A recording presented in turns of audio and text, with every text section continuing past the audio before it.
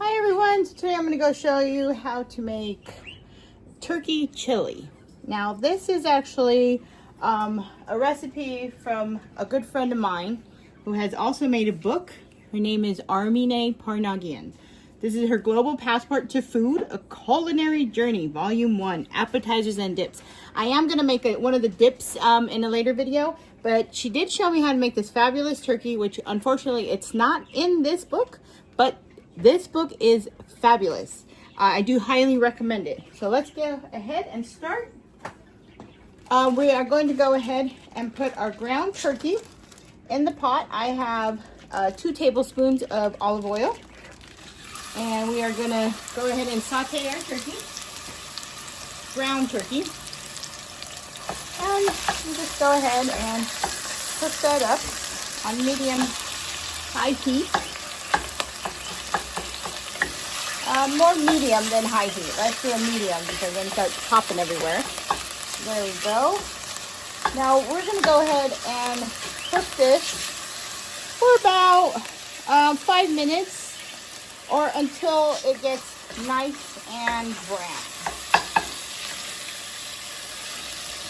Okay, now that the turkey is nice and brown, we're going to go ahead and add our onions. So we got some purple onions chopped and ready to go. We're going to add the bell peppers. And keep stirring this because you don't want it to burn. We're going to add the red pepper. Good. And we are also going to add the garlic, which is 4 minced garlic. So it's 1 medium purple onion and 1 red bell pepper. And 4 cloves of garlic, minced. Okay.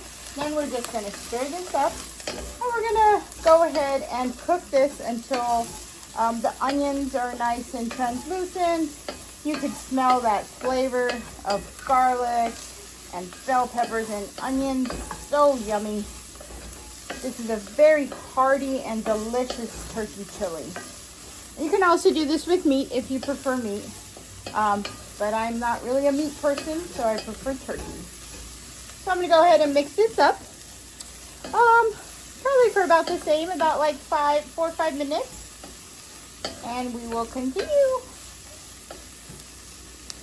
All right, so now that everything has been sauteed together, the onions are looking nice and translucent.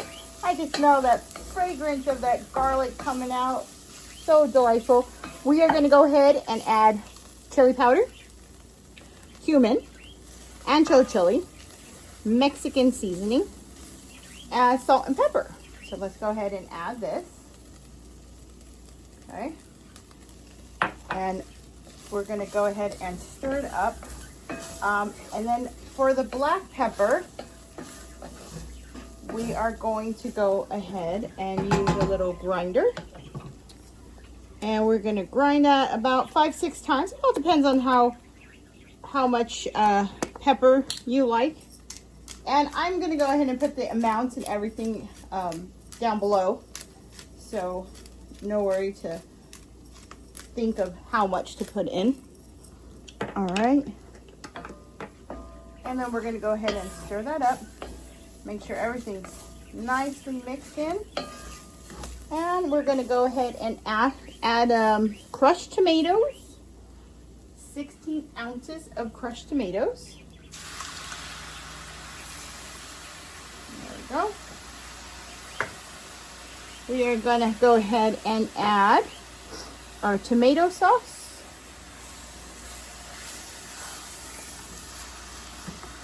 And we're going to add 1 cup of water. As you can see, that thing is popping up at me, so we're going to go ahead and lower it just a little bit. There we go. And let's go ahead and add the water.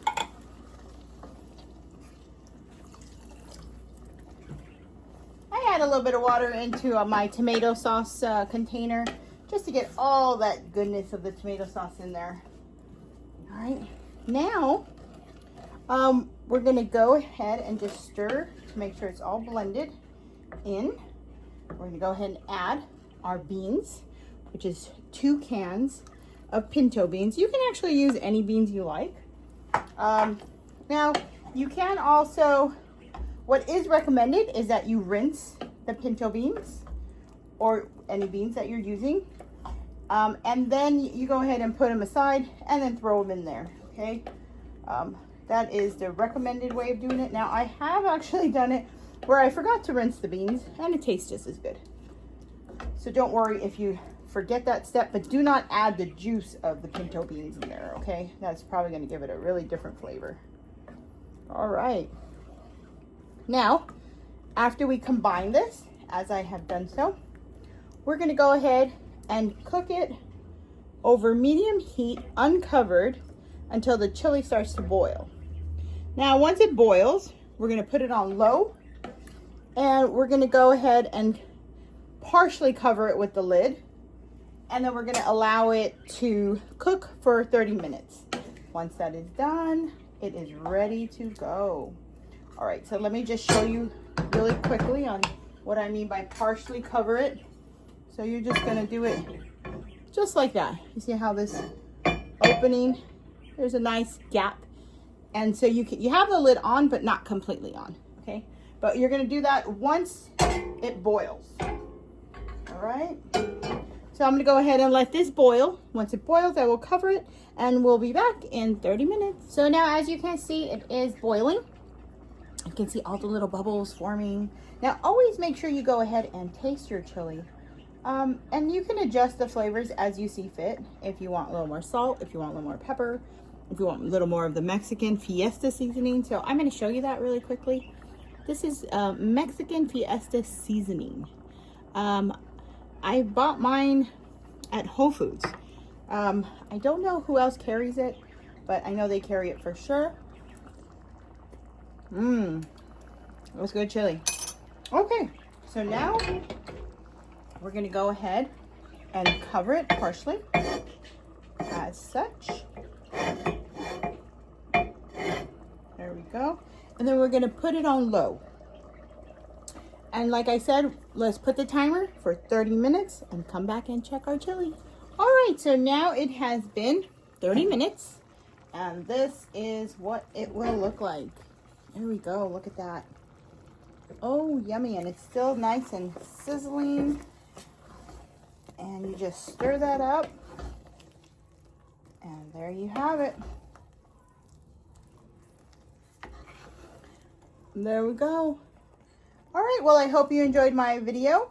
Now, as for how to eat your chili, that all depends on you. You can eat it with bread, with crackers, just simply like that. Add yourself some nice shredded cheese, some chopped up onions if you like, some sour cream, any way you really prefer to have your chili.